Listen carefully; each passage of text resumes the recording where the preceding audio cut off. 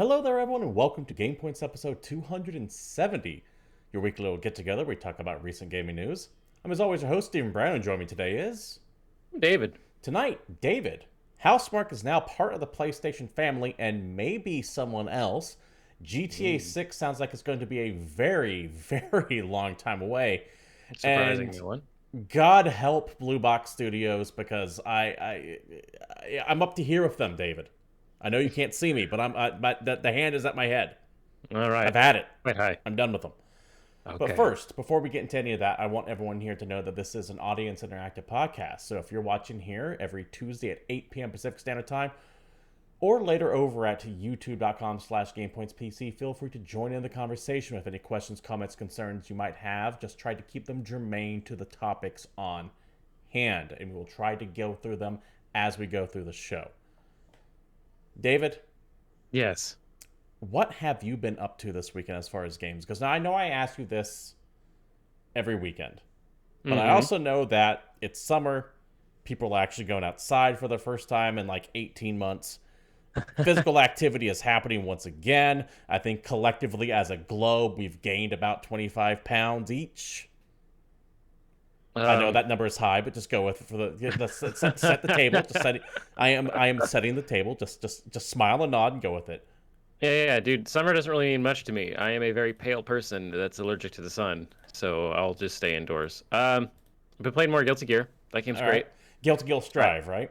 Yeah, Strive. Now, Strive I looks watched very damn a good. little bit of that. I'm kind of impressed with the backgrounds to that and just the stuff you can do in them. Yeah.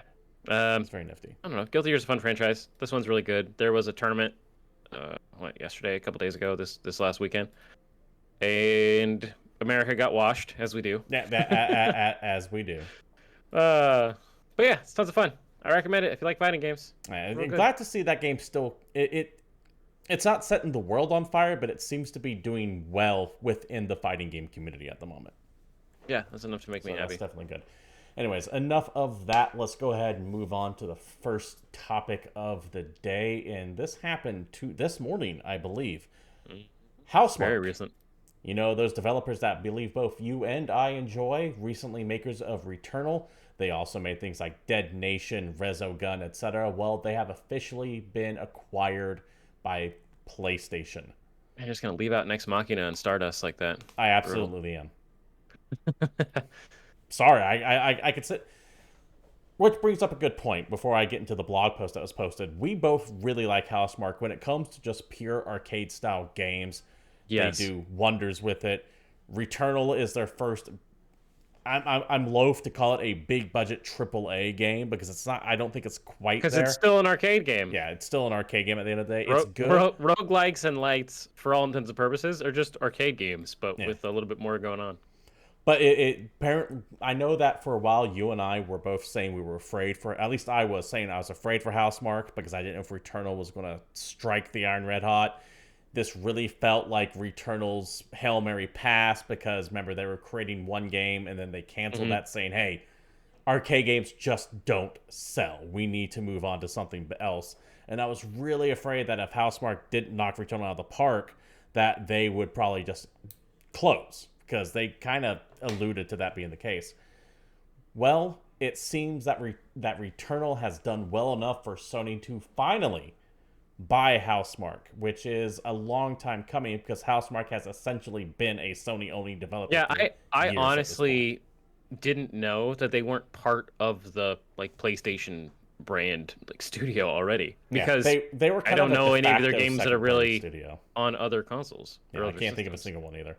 But to the blog post from Sony's PlayStation blog, welcoming Housemarque to the PlayStation Studios family. Developers of classic PlayStation hits including Returnal, Super Stardust HD, and Dead Nation joined PlayStation Studio. From Herman Holst, who is the top guy at PlayStation Worldwide Studios. Today I'm thrilled to welcome a new member to PlayStation Studios family. I've been a fan of Housemarque since the studio's early days when they introduced Super Stardust HD to PlayStation fans. Housemarque's recent release of Returnal proves the studio is one with incredible vision, capable of creating memorable new games that resonate with our community. This edition enhances the creative force of PlayStation Studios, and I cannot wait to see what the future holds for Housemarque. End quote from Herman Holst. Now, let's take a look at chat here quick. Stealthy Twitchy says, I suspect Sony bought them for their technical chops, not their IP. Assuming we can hold on to the top deads at that shop, they'll likely put on high-end graphic tool de force. So, about that, I don't want to unfairly bash Housemarque, but I would not necessarily consider them up in the upper echelons as far as technical chops go, because all their games release with some weird fucking bug somewhere. Returnal had a bunch of weird stuff where people weren't having trophies pop, or there was like levels not finishing up. They've made games where, for some reason, if you have like a full friends list, it causes havoc with the games. All their games seem to have this. Yeah, but their games look great. Their games do look great, by and large. By and large, yes. Even Returnal, which makes great use of effects of like that DualSense controller and the particle effects in that game. I mean, Returnal's particle affect the game. Yeah, dude, I remember Super Stardust on PS3 being like mind-blowing. Like, man, look at all these colors. This is why I bought an HD system. I just don't know if I would consider, as far as a technical studio, Housemarque to be in the upper echelons of that conversation. I think... So, I can only speculate, but I think that the main reason why... There's a couple of reasons why Housemarque was bought. And it's... One, they have a very close relationship with Sony. That's obvious. They've been doing Sony games for years, and essentially only Sony games. They are a de facto second-party studio. But I think when push comes to shove, I think Sony feels the pressure that Microsoft has been putting on them to actually acquire studios so they can show, hey, we're also expanding our portfolio too. Even though this is an acquirement more or less in name only at this point, because this feels like they've been acquired years ago already. Yeah, that's why the news was shocking to me. Not shocking that they bought them, but shocking that they didn't already own them. Yeah.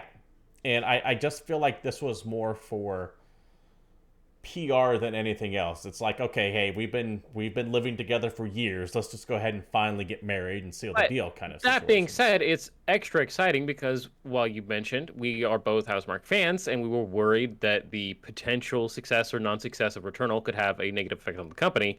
Them being bought by Sony, I'm pretty sure they're sticking around. You would think. So here's a little bit of misconception. Sony closes studios all the time. They're not EA. I think Sony's actually closed more studios in the past 10 years than EA has. I have to sit down and do the math. I'm not willing to Google it right now. Yeah, I'd have to sit down and do the math. I'm not willing to Google it either. But I think that if you compare to the studio closures of the past decade between Sony and EA, I think Sony has actually closed more studios than EA has. Well, we'll find out. We'll get you an update next week. So it's not, and remember, extensive Googling. At the very least, Sony closed one of their flagship studios, like the Studio Japan. The guys that made like The Last Guardian and Shadow of the Colossus, one of their bigger name games. So it's not a safe place to be necessarily. I'm not saying it's dangerous, but it's not guaranteed. Well, I mean, nowhere in this industry is guaranteed, so. Right. Right. I think we've talked about enough studio closures over however long we've been doing this. I was about to hit back or something. I was like, he's making his point. Yeah. Anyway. That's not the only thing that Sony might have acquired, though. In what was truly a monumental blunder from the PR team, because this does not Photoshop. This was not someone suggesting it. When they tweeted out, hey, Housemarque has been bought by Sony, they had this picture of the Sony PlayStation's logo back there, PlayStation 2's logo. You guys would recognize it when you see it. It's kind of like the Marvel logo where you have like slanted cutaways of all their properties. So you have like Uncharted, God of War, Killzone, it's all in there. And you have the PlayStation logo next to it. Housemarque was what they were supposed to send. But the first picture they sent out was the PlayStation's logo and Bluepoint. And that came from the official Sony Twitter account saying, congratulations, Housemarque, on joining the Sony family. That was immediately pulled down and the correct image was put up. So I think it's safe to say that within the next few days to a week, we are going to get the announcement that Bluepoint has also been bought by PlayStation. Now, for those who don't know what Bluepoint is, they're the remaster people. Yeah, they most recently did Demon Souls. So it they've also remastered makes a lot of stuff.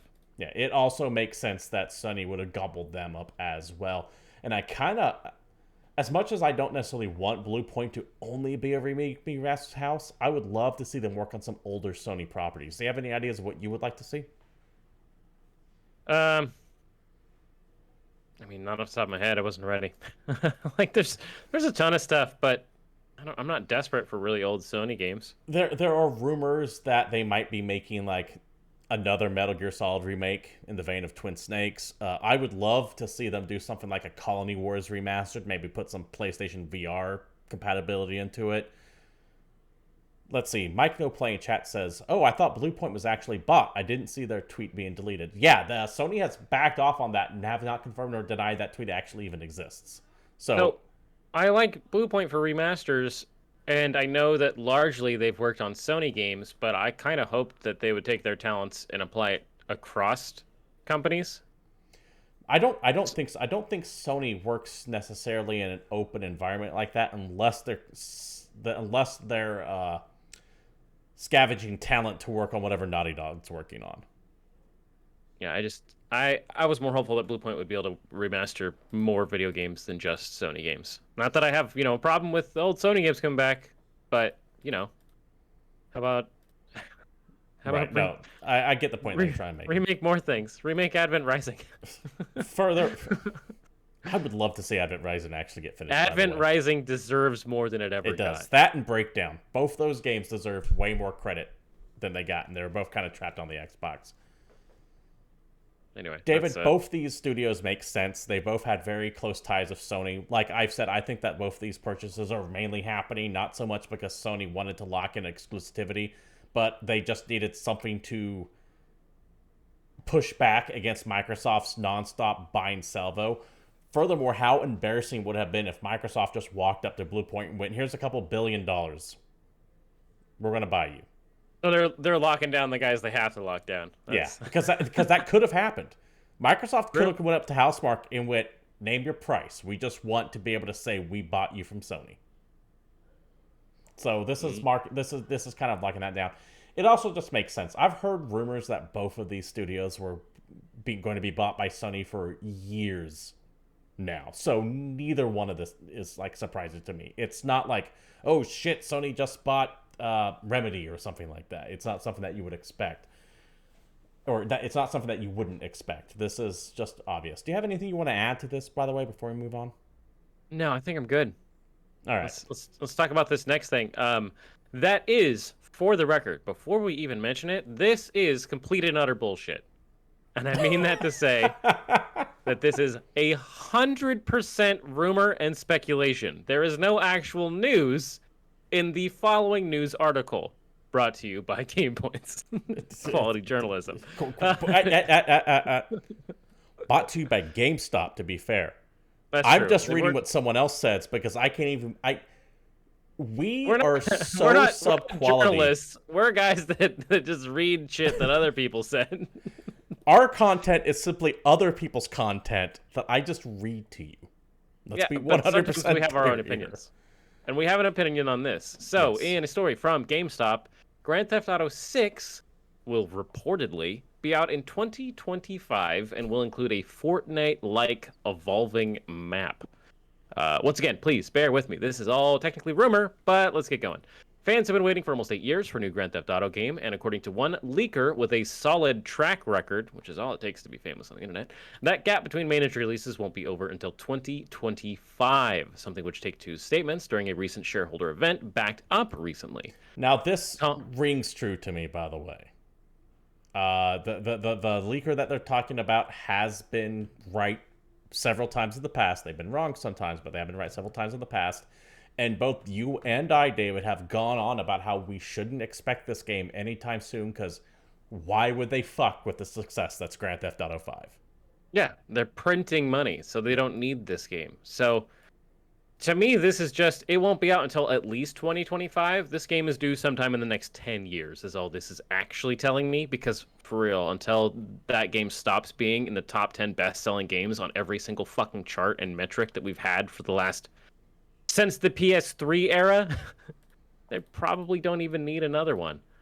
Anyway, back to the article. Tom Henderson, who'd previously leaked Call of Duty and Battlefield 2042 details, had released a new video, and in it, he claimed that Grand Theft Auto 6 will be set in a modern-day version of Vice City, which, yes, chat, is the Miami of Grand Theft Auto Land. Also, I don't like that it's modern-day Vice City. That bothers the hell out of me.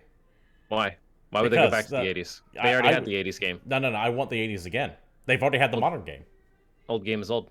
That new game is old. If they go back to fucking if they go back to 2020 or something like that, I've already had the modern Grand Theft Auto. A new map and all of the same things will sell gangbusters because, as they just learned from Red Dead Redemption, don't bother changing the setting because people just want things that are modern. That's it. Every single first-person shooter has learned this over and over and over again. There's room for an 80s Grand Theft Auto, goddammit, and I'm very I agree. upset Vice City is still my favorite one because it has the best soundtrack, but we're not in charge, so anyway. And therein lies the problem. Yeah. We should be in charge. We'll get that company bankrupt in a hurry. Yeah, we'll get Take-Two back on track. Anyway, you guys want to be a middling developer? We got you. Anyway, this runs contrary to the previous reports that GTA 6 would be set in the 1980s, which is why we're both bummed. Henderson had also discussed a potential for the GTA 6 map to change over time, similar to how Epic Games regularly overhauls its Fortnite map during end-of-season events. There was also a mention of GTA 6 having multiple playable characters, which would obviously make sense since the last game had multiple characters. I absolutely believe, by the way, that the next GTA map would be a Fortnite-style thing where it kind of changes every 3 months or so. Why not? Because if they build it with that in mind, right, it's going to be probably smaller, slightly more dense, and have just different things that they could blow up buildings. They could do, I don't know, end of the world events. They could do whatever they want. There could be a volcano. There could be a tsunami. The aliens can actually land this time. That is the new standard for a game as a service style game. And don't think for 1 second GTA 6 isn't going to be sold as a 100% with GTA Online in mind, and the single player stuff will be secondary or even tertiary on their list of priorities. Yeah, no, this is the money game. Moving on, the new GTA is believed to be coming to the PS5, Xbox Series X/S, and PC, as they are the new kids on the block. Rockstar is allegedly waiting for more systems to be sold so as to maximize sales. Also makes sense. Makes tons of sense because if they're not looking until 2025, why would you put it on last gens? Because by 2025, we will be well into the next gen cycle. And if you want the only games that will be coming out for current gen will be, sport games, Just Dance, and anything that has a microphone involved. And if you want more games now that are run on your next gen / current gen stuff, well, you can buy Grand Theft Auto 5 up-res to the PlayStation 5 standard or Xbox Series X standard. Oh yeah, I'm sure. They've already announced that. That's coming. I know. It's not out at the moment. You can't do that right now. So why? So they have no. Not only is this game going to take years of development because Rockstar is insane when it comes to. I mean, remember this is the company that added like horse testicles and made sure that they sagged appropriately with the heat. Red Dead Redemption 2 is the most overdeveloped video game of all time. But this is also ridiculous how much of that game no one will ever see. Right. This is also Grand Theft Auto we're talking about. They have no incentive to release it right now. Yep. Why would they? They're already making a shit ton of money. It's not until that shark card economy starts to go down that they will release this game. That being said, GTA 6 sounds cool. I'll play that game. I'm kind of curious what you guys think out there, by the way. I want to know what your favorite GTA setting was in, because it'll have a campaign modes. It'll probably cost $70 to $80, and then it'll probably have Grand Theft Auto Online, and who knows, maybe the next one will be free to play. Although there's no reason for them to do that because they know that they can sell it. Right. For sure. But we'll see. I can't be the only one that thinks Vice City is still the best one, though. So I want to know what your guys' favorite GTA is. I already told you that Vice City was the best one. David, I am interacting with the audience. Come on, man. it's called doing that thing that every other asshole streamer and YouTuber does to force engagement upon the viewers. Don't forget to hit that smash that like button. Anyways, let's move on to the next topic here. As you can tell, I really care. Yeah, let's go. All right, this one also from GameStop, and I am so. Oh, this. By the way, for me, Delicious. Thank you for finally joining my part of the conversation, Steve. Also, before we get into that, I appreciate chat's Mike No Play saying, "What audience?" Hey, I can't argue when it's straight truth. Well. All right. Last week, David, Yes. we went down a little bit on the rabbit hole dealing with blue box games and abandoned. You forced me to go down the rabbit hole against my will. Is it to related to Silent Hill and Hideo Kojima and all that stuff? And we had the heartfelt message from Hassan Karam coming up going, "Hey, oh my God, this has nothing to do with Kojima. Please understand that. Please don't hunt me down." It was a little bit more measured than that, but that's kind of the takeaway that I got from that. And of course, the internet said, "No, fuck you, Hideo. We know that you're lying to us." Because the internet's going to take some stuff and run with it. This was going to hopefully be confirmed what this was come an app that was supposed to launch Wednesday of last week. And then which was pushed. Got delayed 2 days till Friday. Mm-hmm. And then Friday comes around. It's supposed to release, I think it was dated for 11 a.m. on Friday. That Friday morning happens. I wake up. It's about 7 or 8 a.m. or so. Look at my phone, kind of curious to see, okay, what the hell is this? I open it up. Check Twitter because it's where the cesspool of the internet likes to congregate. And it's also where I can find the most outrage. And sure enough, the first 10 or so tweets on there linked to Hassan Karaman's video dropped at the 11th hour saying, "I'm sorry, this is delayed." Mm-hmm. Let us go for the details to the GameStop article. Abandoned Teasel app delayed to August. Director cites stress and polish. Blue Box Game Studios' Abandoned has been the subject of many conspiracy theory and lots of speculation over the last few weeks, and it appeared some of our questions were going to be answered if the teaser app's released today on June 25th. However, director has not come out and announced that the app will now not release until August. From Karaman himself. The last few weeks were really stressful to us. The team is very tired. We're hoping to release the app today, and I know that a lot of you have been looking forward to it, so thank you very much for that. I really appreciate that. However, I have decided to delay the app until August. That is when the first trailer will also be released. Karaman added that he wants the public's first impression of the game to be solid, and that the app still had QA and localization to be done. David. Yes. Thoughts, opinions, first gut instinct on what you're seeing here. My initial gut reaction has not changed in the last week. This is a indie dev who got caught up with some hype and is now desperately trying to not be, brutally murdered on the internet. Metaphorically speaking. Yeah. David, God help this man. Mm-hmm. Because this only adds fuel to the fire. Again, all of this is Sony's fault. Yeah, Sony should have come out when this started really blowing up, and then when he put out a thing that said, "Hey, I'm not involved with Kojima, and this is not Silent Hills." Sony should have stepped in and said, "Hey, this is not actually what you think it is." For sure. We're excited for our indie partnership with Blue Box Game Studios. Yes, or something. Something. They needed to be more blunt about it than just that, I would say. They need to actually come out and go, "This is not what you all think it is." Yep. Stop. But this, of course, has kind of split the fervor into two directions that I have seen. One is more people have come to my side. More people have come to your side, yes. And I was always kind of been one of them. Join me. I have been for a while at this point. Now you're willing to say it out loud?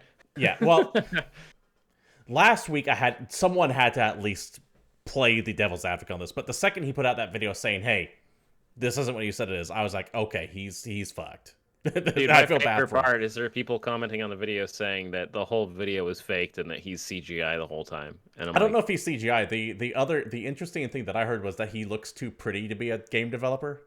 So he's clearly a paid actor. Oh, man. What this does, though, is there's the group. Let's get the other group out of the cipher. There's a group of people who are like, "Oh my God, this was all clearly staged from the beginning. This is just going to be something that they're going to tease up to August. It has to be this. We're going to have to start digging deeper into this." And you have that nut job group over there. And we're not going to talk about them anymore. Treats the whole thing as an AR reality game. What this does, however, for me is just what I don't buy, David, was the previous delay of only 2 days. Because what issue do you have that now requires a month to fix, or a month plus to fix, that you hoping could desperately have been done in that 2 the days? fever pitch of the internet will calm down? Then tell us that. It's that thing that I can't stand, and that just sours me on things hard because Not transparent enough. not just not transparent enough. I feel like I was deliberately lied to at this point. You don't like it when that happens. No, if you're going to delay your game a month, Like, then dude, clearly the this problems, isn't even them delaying the game. This is delaying the demo to the game, quote the unquote announcement app that's going to show what the game could be. Yeah. Potentially. Let's be clear here. But And we're talking about an initial trailer. This could be a vertical slice that has fuck all to do with what the final game's going to look like. either it speaks to either deliberately marketing something by trying to drive up hype, or massive mismanagement that you didn't want to go up to Sony with your hat in your hand and saying, hey, we need a lot more time. Because there is nothing that requires a month and a half to fix that could have been done in only 2 days, which is what the original delay was. Nothing. That's fair. So now I'm feeling like I'm just being fucked around with. Or they were happy with what they were going to show off when they were an indie game, but now people don't think they're an indie game, so like, man, we need to make this not look like an indie game. Then say that. But I am so goddamn finished with feeling like I'm being fucked around with by marketing in general. Because I have seen enough of it to really see bullshit when I see it. And when a delay like this happens at the 11th hour, that means either one of two things. Normally, 99% of the time, I would say, okay, this game is just fucked. And they could delay another year and it still wouldn't meet like the basic of expectations. Because this is shit that's usually done to cover up try to polish a turd at this point. Now, I'm not saying it's always the case. I believe it was Doom Eternal that was delayed like 3 weeks, and everyone kind of goes, that's not a good sign. But that game turned out to be fantastic. I think it was Doom Eternal. I could be getting confused with something else. It's been a couple years since then. It's possible. But we're not talking about the delay of a release of a video game. I think that is the key point. Yes. Because Doom was pushed back to have a video game finished. This is a trailer being pushed back. Right. We are at levels of hype that were previously unfathomable. This is a game that no one knows anything about, and there's ridiculous hype and speculation for it. And, I mean... And God fucking help these people. I know I keep saying God help these people, but if that rumored PlayStation experience is going to get finally dated and they say it's in August... oh, no. Do you see where I'm going with that? Oh, no. Then we're back to oh, man, it's definitely Kojima. They got the same initials, the same guy. Yeah. That still blows my mind. I refuse... Like, if that's just a coincidence... that Hassan in Turkish translates to Hideo in Japanese. That is the universe that it's like some ancient Sumerian god waking up from his one time in 1,000-year slumber and going, I'm going to fuck with this man specifically, and then I'm going to go dwell away for another 1,000 years. It's like how he gets his jollies off. It's that level of coincidence does not happen. But that's a whole other side story. Take a look at chat here. Mike No Play says, I want to go one level deeper. To show they're legit, in a video he shows a company that makes assets for other games that they're working with. One of them is Death Stranding. I know what you're talking about there, Mike No Play. I wouldn't read too much into that because that specific developer, I believe it's an audio team, has worked on like hundreds of games. So it would be more odd for them not to have worked on Death Stranding than to have worked on Death Stranding. I would just not take that. I can't remember their name's weird. It starts with an N, but I would not take that as, oh my god, this is happening. This is just probably one of the more recent contracts they worked on. But that company has been around and worked on easily 50 or 60 games, if not more. So, well, yeah, they once again to adjust chat. Come on, it's like they're choosing them. I get it, but if you're that side company doing projects, you're going to take the biggest names on the most recent work you've done, and Death Stranding's still relatively new and a huge game.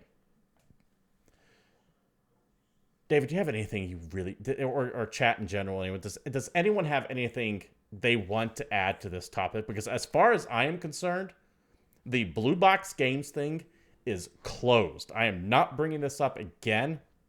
The game is shown until next week. until we get more rumors and speculation. But I am. Okay. I want to go back to the whole name thing. Okay.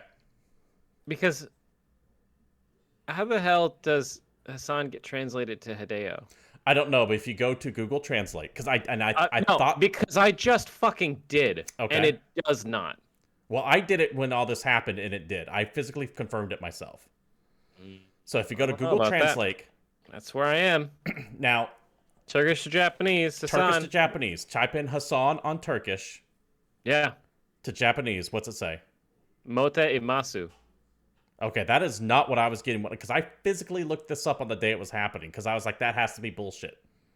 And if I use two S's, it comes back as Hassan in kanji. So, that's some fuckery. That's some unless fuckery, it is super elaborate, and we're at the point where Sony spent the money to hack Google Translate. I can tell you with my own two eyes, though, I did just that, and it came, because I was like, that has to be bullshit. And it came out as that. But anyways, that's neither here nor there. I'm convinced that this is not a scam. Or rather, I don't want to say I'm convinced. I am leaning toward this is absolutely not a Kojima fake. That this is just some poor son of a bitch that got wrapped up into the internet hype machine. I'm having people in chat saying that it worked when they did it. So I don't know what's going on there, David. I don't know what's going on. I don't know, man. Maybe, am I picking the wrong Turkish? Is there more than one Turkish? Am I just an idiot? It's entirely possible. I don't know. I don't know. I couldn't tell you. But yeah, just to sum up, Abandoned's demo, whatever the hell it is, has been delayed till August. I am just tired of being felt like my time is being wasted with this fucking thing. Because it's just so disrespectful of my time to say, hey, it's going to be this day. Now it's going to be this day. Oh, sorry, we fucked up. It's like, no. There's something wrong here. I don't know what it is. And God help this man already. But Jesus Christ, if Sony announces on that. Just eventually there'll be a video game. We'll see what it is. David, don't get too excited for it. Yeah, because just keep your. No matter what it is, it's a video game. Yeah, and while we all love video games, you don't need to get real mad about them on the internet or get so ridiculously out of your mind excited for it that when it doesn't turn out the way you want, that it completely destroys your day. Because that's not really healthy. Let me clarify here. I'm not like pissed off at this guy or anything like that. I'm pissed off at like Sony a little bit on it. But it is one of those things I look at and it's just like, a fucking course, right? You just kind of roll your eyes and it's just like, of course it's delayed. Why wouldn't it be? And after a while, that does start getting a little grating when you just see it over and over and over again. But I feel no ill will toward Karaman himself. If anything, I feel bad for the man because I think he is now grasping tightly onto the tiger that has been unleashed, and he is praying for the love of God he does not let go. I hope his game is awesome. Yeah, same here. I hope his game is awesome. Let us know what you think about all this madness down below. But as far as I am reasonably certain as far as this show is concerned, we are not going to be bringing this topic back up again until either August hits or somehow it gets confirmed hardcore one way or another.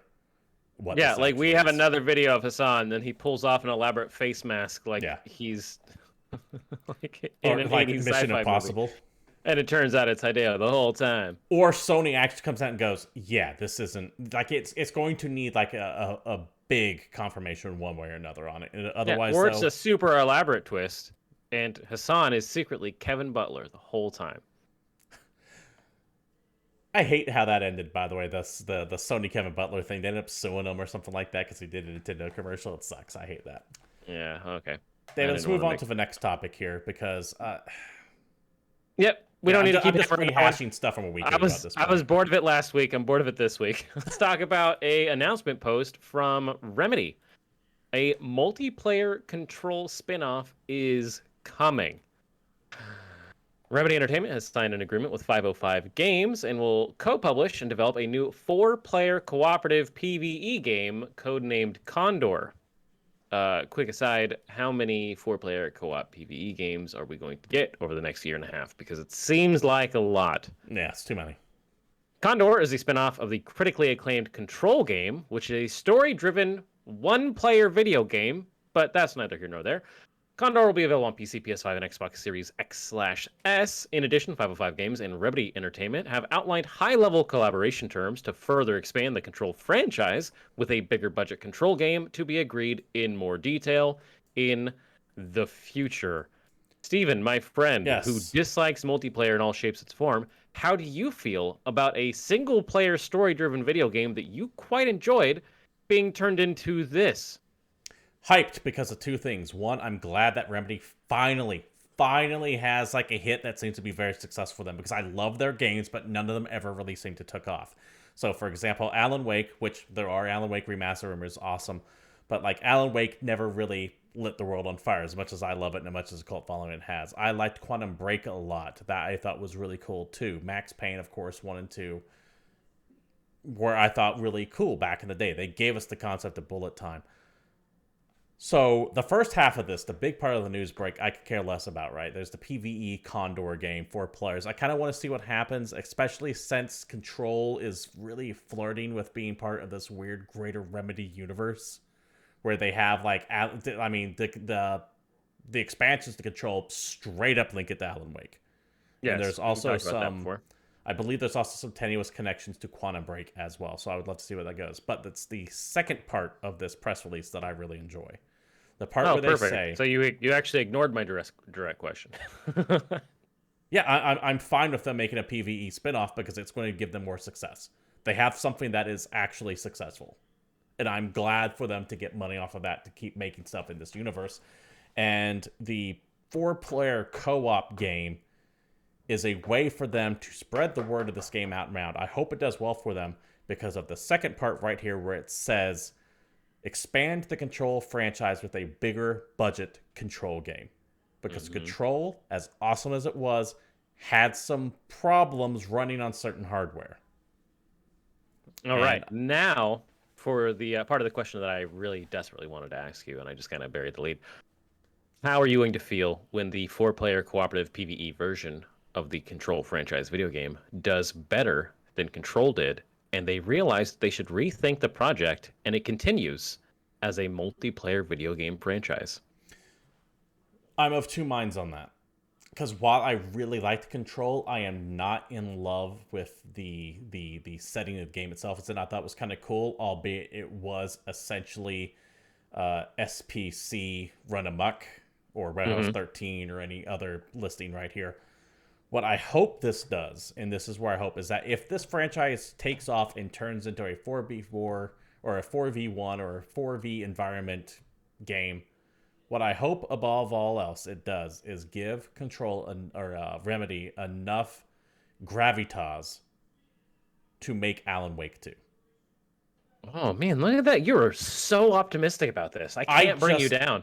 I just do not. I have been worried about Remedy. It's usually so easy to get you mad about something, and then I just can't flip that switch in you. Here's the thing, you're so David. Excited about Remedy actually getting some amount of funding and being able to work on video games. I have been consistently worried about Remedy as a studio for going on 10 years now, but I'm just happy that they have something that's actually You're like, successful. As long as they're making video games, I don't care what comes out. Just keep making them. Also, that said, I still think Remedy, although this kind of puts a little bit of a damper on that, I still think Remedy is on the list of studios that Xbox will buy within the next 2 years or so. Okay. So I want... I figured it out. Okay. I figured out how to make you mad. All right. How are you going to feel? I think I know where you're going with this. When the multiplayer Control is successful, and the bigger budget Control game is also successful, and Remedy is purchased by Tencent. You know, I think Tencent actually owns a little bit of Remedy already, so I need to look that up. I mean, that's That is what it is. I'm gonna bitch about Tencent nonstop, but I don't think there's too much I can do about that. That is what it is. But yeah, I'm just excited for the success Remedy actually is getting. I feel like they're finally getting the recognition that they've always deserved. So it's going to be really hard to bring me down on that right Yeah, you get it. How to make him mad. Something, something Tencent. Perfect. Or something communism. One or the other is going to set me right off no matter what. You get mad at all kinds of things. But anyways, that's excited. You're excited for Remedy. Yeah. I like Control, and you know me, I'll play if it's a multiplayer game and it doesn't suck, I'll end up playing it and then I'll tell you how it is. And at the end of the day, too, both you and I, we do enjoy those 4-player co-op PvE games. It's just getting 4 people together that's a bitch. Well, I hesitate to blindly agree to that because some 4-player co-op PvE games fucking suck. That is a true. la Dark Alliance. That is true. But when they hit, they hit very well. Like we love Vermintide. We did not like Deathwing. Yeah. We like Vermintide too. We don't really like Dark Alliance. Fair enough. David, let's go ahead. I like Outriders, but I feel like a lot of people don't. So yeah, Outriders is I don't want to go too far off topic, but Outriders is one of those things that kind of bothers me. It's less of a man we like these, and it's more of a it's really hit or miss at this point. You're right. You're right. You are correct. I think I'm just looking at the future for those things because we have Back for Blood coming out, we have Dark Tide coming out, we have there was another one that had my eye on that I really enjoyed. And I guarantee 2 of those 3 games are probably gonna suck. Really, you think Back for Blood or Dark Tide are gonna suck? Yeah. One of them's gonna suck. That's bold because we love Vermintide. I love Turtle Rock. That's for Left 4 Dead guys. I know who it is. I know what I'm saying. Bold stance. Sticking to my 50%, man. All right. One of those games is gonna get played, and the other one is gonna fall by the wayside. Let's move on to the next news story here. We know nothing about this, but I think it's a good sign, and I'll get into more details as we get. We just want to talk about it. We like these kinds of stories. Yeah, former Bioware head Casey Hudson forms new studio, founded by Casey. Did I actually write the goddamn name of the studio? I don't think I did. I don't think we have a name. So we do have a name. They essentially Casey Hudson was the GM of Bioware, pieced out, and he's forming a new studio called Humanoid Studios. From the one single blank webpage that they have with a little bit of text. Founded by Casey Hudson and talented developers around the world, we combine excellence in the arts of advanced sciences to deliver the future of interactive entertainment. That is a bunch of buzzwords that mean absolutely fucking nothing to me. But let me tell you why I'm excited. Let me first temper those expectations with the fact that this game we know nothing about what the studio is. We don't even this isn't even a game. This is a studio. This is the free game. Placeholder webpage they have is hiring positions at an extremely high level positions. So they're still even filling out like the core team. We have no idea what this is going to do. But what I'm liking from this is a trend that I'm seeing from big developers where they're just piecing out from the bigger publishers and founding their own smaller studios and going, we're going to make whatever we want. Yes, and it is quite exciting. For all the shit that I give him, I will give Tim Schafer credit for this. He was one of the first developers to do that on his own. And now with Kickstarter and Patreon and with things like Unity and Unreal being more and more capable of delivering some high-end experiences, you are seeing very talented people bypassing the middleman of the publisher and going straight to founding their own shit and going, hey, this is self-published or this is crowdfunded or whatever. And I am loving that these people aren't just writing out into the sunset because they're so pissed off with their... To me, it's exciting because it's this weird result of we've talked about years of burnout and studio heads and really high-level talent just leaving in droves from these major studios and major publishers. So the fact that they're not just leaving the industry entirely and that they're finding their way back in to do something, all of these independent studio projects, I feel like are labors of love So I'm just so excited to see whatever they're going to work on. As long as they Because produce them in a timely manner, because not to rain on your parade, but you still have whatever the hell Ken Levine said he's been working on for years, and it's like, okay, dude, fucking produce something at this point. It's been like 7 or 8 years. yeah, well, we'll see what happens. But I do, in theory, I like this quite a bit, and I'd be willing to bet that a lot of talent from Bioware has joined him, and they just can't mention that because there could be some legal problems of who was once the former head of Bioware leaving to create his own studio, and then sure enough, just all these people who were burned out at EA is just now working with them. That's just speculation, but I wouldn't be surprised to see a lot of familiar names that might have worked for EA or Bioware in the past pop up under the studio. Wouldn't be surprised at all. We'll see. David, speaking of things we'll see, Grand Theft Auto 6 isn't the only thing delayed all to hell. You can't not sell even something delayed. that was never announced or titled or dated delayed. Grand Theft Auto 6 is the only thing that's just not going to come out anytime soon. There I you go. was reading something else at the same time. I shouldn't have been doing that. In a story from Video Games Chronicle, the next Elder Scrolls game is a long way out.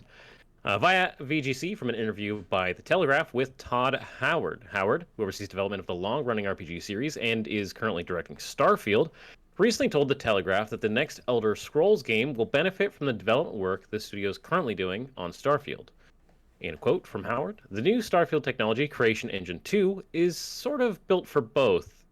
It's like a new tech base. The vast majority of our development work is on Starfield right now, but everybody works on everything, so the projects kind of intertwine. It's good to think of the Elder Scrolls 6 as still being in the design phase. But we're checking the tech. Is this going to handle the things we want to do in that game? Every game will have some new suites of technology, so Elder Scrolls 6 will have some additions to the Creation Engine 2 that the game is going to require. End quote. Basically, it's all hands on deck on Starfield. They don't make video games quickly. They are in the early design phases for the next Elder Scrolls game. Do not expect that game until near the end of this decade. It's honestly good to think of the Elder Scrolls as still in the design phase. That's the quote that pulled that caught my eye in this entire thing. Yeah, because that means they're still drawing pictures on a board and just spitballing. They're not actually working on this video game. This is sitting on a whiteboard in the background while they work on Starfield. What the fuck was Bethesda thinking when they announced Elder Scrolls 6 back at E3 in 2018? Because we all fucking knew it was show coming. Something. They showed a still picture that said the Elder Scrolls, and I get that was enough to make the internet calm the fuck down. They had to announce that the game existed because they have to, and I'm willing to bet from announcement to game release will be 10 years, if not more. Yeah, this is minimum a 2025 game, minimum. Yeah. Which would be 7 years since announcement. I mean, we've gone back and forth on how I don't think Starfield's coming out this year. So. Well, it's not coming out this year. They announced it for 2022. No, I meant like not even. You don't even think it's going to be 2022. You think it's going to get delayed to 2023. Mm-hmm. I would not be surprised if that was the case. I don't.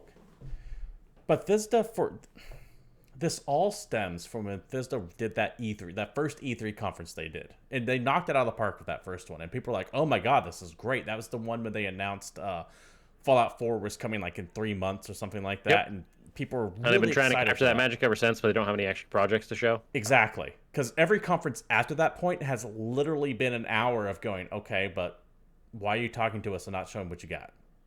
Because they're a major studio and they have to have a conference. No, they don't. They could just choose not to have one. Sony didn't have one this year. Sony hasn't had one for a while. The last one that Sony did was that really weird one. I want to say it was E3 2018 when they took an hour and a half to show off 4 games. Oh, and that was the horrible one where they made everybody change rooms. Yes, and so for the Last of Us reveal. So when they're changing rooms, they just had like the live stream was just elevator music. Yeah, it just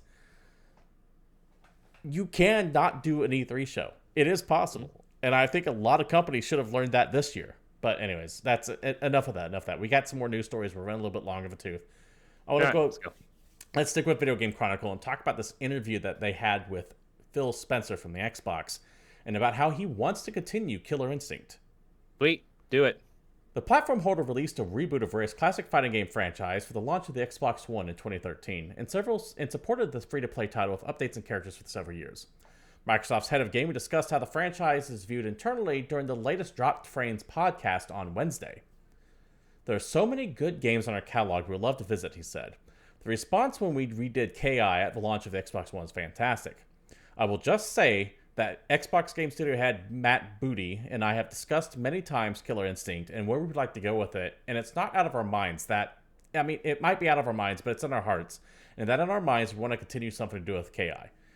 He says that weird, but I think we all get what we're saying. Yeah. It's about finding the right team and the right opportunity, he added. But it's not due to any lack of desire on our part, and we're not doing more with KI because we love the franchise and the community response. David, I'm calling this right now. This is the reason why they're not doing Killer Instinct. Another one is because they don't really have a fighting game developer right now. What's the percentage chance likelihood within the next 18 months that Microsoft just buys NetherRealm? And puts them to work on a Killer Instinct as well as Injustice and Mortal Kombat. Greater than chance?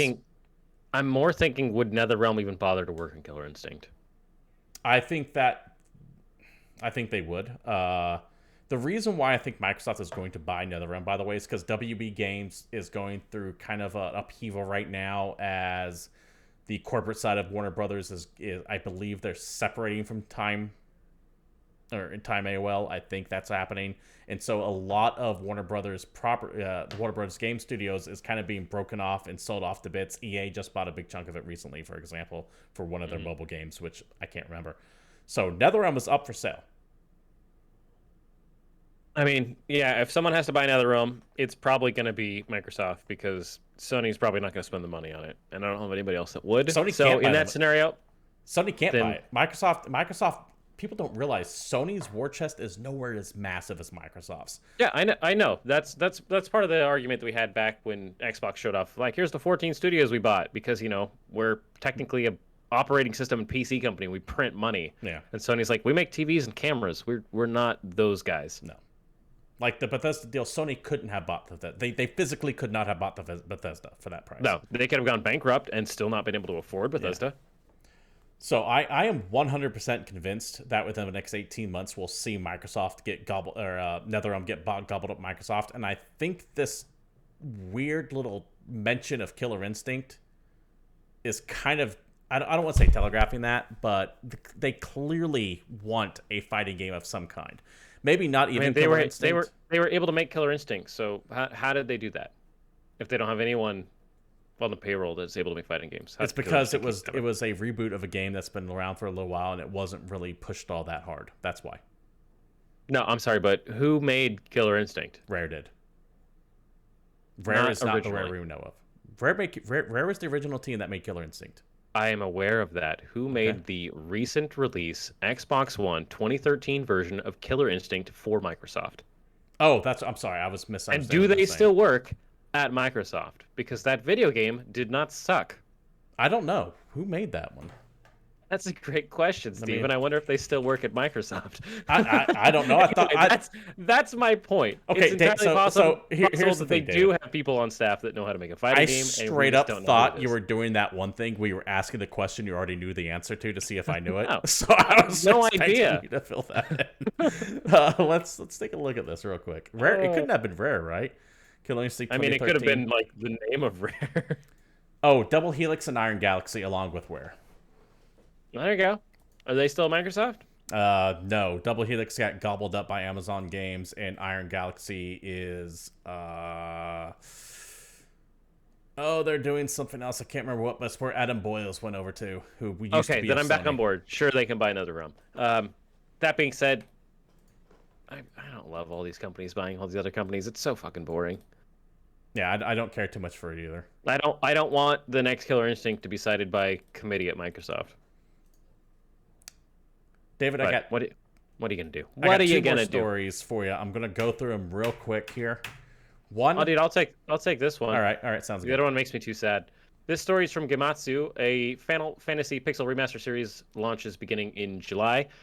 We'd already talked about this a little bit after our E3 show, but the recently announced Final Fantasy Pixel Remaster series will launch in order starting in July. Square Enix announced that they now removed presentation video.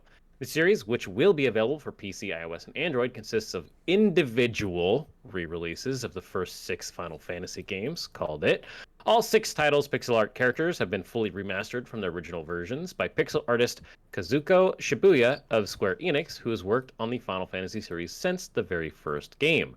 Steam versions of Final Fantasy V and VI are getting pulled from Steam by the end of July. Probably because they're iOS ports and look like garbage. But look at that. They're going to release these pixel-perfect remasters of very old video games one at a time. And as we've mentioned, they're probably all going to cost in the realm of $20 to $25 because it's Square Enix and they don't value your wallet. Are you going to pay $200 for these 6 old video games, Steven? God, no. And the main reason why I'm bringing up this story is just so I can fucking once again ask Square, what the fuck were they thinking? Not putting these on consoles, not selling these as a bundle, staggering their releases. There are so many questions I have about why they're doing this that will never get answered. And that's the main reason why I want to bring this story up. It's just they hammer Square again. Yep. David? Yes. This one's kind of sad. That's why I didn't want to talk about it. It's via IGN. River, the real-life dog that inspired Fallout 4's Dogmeat, has passed away. This is the worst story we've ever had to talk about. River, the real-life dog that was the inspiration for Fallout 4's Dogmeat, has passed away. The news was shared by Fallout 4's senior designer Joel Burgess on Twitter, alongside a thread that honored her life with images, behind-the-scenes stories, and much more. Burgess began saying that River was the, quote, antidote to my biggest worry for Dogmeat character, a canine weapon and nothing more, end quote. River made the goal of having Dogmeat become a companion first and a combat ally second come true. She would attend meetings not as a subject to be poked, prodded, recorded, and filmed as a reference, but just to be with the team. The team quickly bonded with her and began adding much of her personality to the character of Dogmeat. According to Burgess, River was, quote, more than a mascot and inspiration, she was part of a team. River often helped pathing for Dogmeat, as long walks with her would show that, while she would trot on ahead, she would occasionally stop and look back to check in on the person walking them. This helped connect players to Dogmeat as it showed the care they had for the player. Dogmeat has been going over the article now. Dogmeat has been a staple of the Fallout games ever since the first one, I believe. That, by the way, in the first 2 games, that thing was damn near impossible to keep alive because it loved to charge into electrified force fields. Mm-hmm. But when the 4th one came, the 3rd one, it was kind of just like the attack dog and everything like that. It was a little bit less than that. But the 4th one, it did seem like they actually sat down with the dog for a while. And you could, I distinctly remember watching the Dogmeat like run up, stop, look back at you, and come around back, which is why I wanted that part of the article in there. Yeah, Dogmeat is the best companion in Fallout 4. Bar none. I didn't realize that they actually based that off a real dog, and now I'm a little brought down by hearing that dog finally passed away. But it did have. Yeah, if you want to get a little misty, take a look at this and go look at the pictures of River being like with the team and in the studio and just hanging out and just being a dog, and yeah, I just didn't think it was like a developer's dog they based that off of, and that kind of hit me just a little bit. Yeah, it's a really neat thing to learn, and I wish I had known more about it in a different context. Yeah. But there you go. Now you know. David, that does it for the news. We do have something to look out for this week. Something that you're excited for. Yes, to bounce back. Summer Games Done Quick 2021 starts this Sunday, which would be July the 4th at 9 a.m. PST, give or take. There's usually a pre-show, so it's actually going to start at 8:30, and then I think the first actual run is 9 a.m., and it's going to be Dragon Age Inquisition. How long? So take a look at the schedule, gamesdonequick.com/schedule, and if you've never paid attention to a Game Done Quick stream, please take a look at this one. It's always super cool, and they're just here to raise a bunch of money for charities and stuff, so... Is it still Doctors Without Borders? That tends to be the one they focus on. I don't know if you have that information handy. I don't know who it is this year. I have not done my proper diligence on that. But you should watch it anyway, because it's awesome. Agreed. David, though, as much as I do want to watch that stream doesn't start till Sunday. I know, that's forever away. That is way too goddamn long. So that's like the day before we're going to see Starfield. so far I away. need something to keep myself entertained between now and the day before Starfield launches, I guess. if that's what we're going with, I'll stay by your Some side on that claim up until the point people get pissed off at you. sometime between now and the end of time. Got it. So new releases for this week. Start with a very old release that I'm actually kind of excited for. Zombies Ate My Neighbors and Ghoul Patrol. The old retro adventure games that were on Super Nintendo are getting a remaster re-release on PS4, Xbox One, Switch, and PC. Enjoy 16-bit console gaming with a cult classic Zombies Ate My Neighbors and its sequel Ghoul Patrol. If you never played these games, they're super dang awesome. It's a top-down. I hesitate to call it a twin-stick shooter because the Super Nintendo did not have sticks, but it's Smash TV with zombies, and you fight them with squirt guns. And these games are awesome, and they had some of the best damn soundtracks on the Super Nintendo, and I love them. So if you've never played them, you should at least look at them for me. And if you hate them, that's fine. Don't tell me about it. I But if you believe love them, LucasArts you're also welcome. did these too. So they LucasArts had some unusual bangers besides their adventure games. Zombies Ate My Neighbors is an awesome video game, and I love it, and I'm very excited that it's back in the world. Also, this week, Wonder Boy Asha in Monster World hits PC. This is an action RPG side scroller. The adventures of Asha, the little warrior, begin together with her blue sidekick, Pepe Logo. She will run through the numerous stages and save the monster world from the darkness. This is, I don't know, side scrolling. It looks kind of like an old school platformer. Like I say side scrolling adventure game, but don't think of it as a Metroidvania. Think of it, I don't know, like an old Super Nintendo platformer, Okay. like Aladdin or something like that. Those are the kind of vibes I got. Okay. Curved Space hits the PlayStations, the Xboxes, and PC this week. This is also a twin stick shoot 'em up, but with actual sticks. An intense arcade-style twin-stick shooter that takes the classic formula and plunges it into the weirdest reaches of space. Battle cosmic space invading spiders across curved landscapes where bullets hug the terrain, while the horizon drops sharply out of sight. This looks really neat, and it has a very interesting perspective because it actually has like a third-person camera for your ship. So think of the Stardust, since we've talked about that earlier, plane, right? Where you're kind of on a planet and it's three-dimensional. Yeah. But then make it so that your perspective is behind your ship. So things can be behind you, in front of you, and you can't see over the horizon, but it's still like a shmup. Looks pretty neat. Okay. I can kind of picture it. I have to watch the trailer. Yeah, last but not least, Disgaea 6 Defiance of Destiny releases this week as a Switch exclusive for some damn reason. While I am a fan of the Disgaea games because I love tactical RPGs, I just do. I think they're great.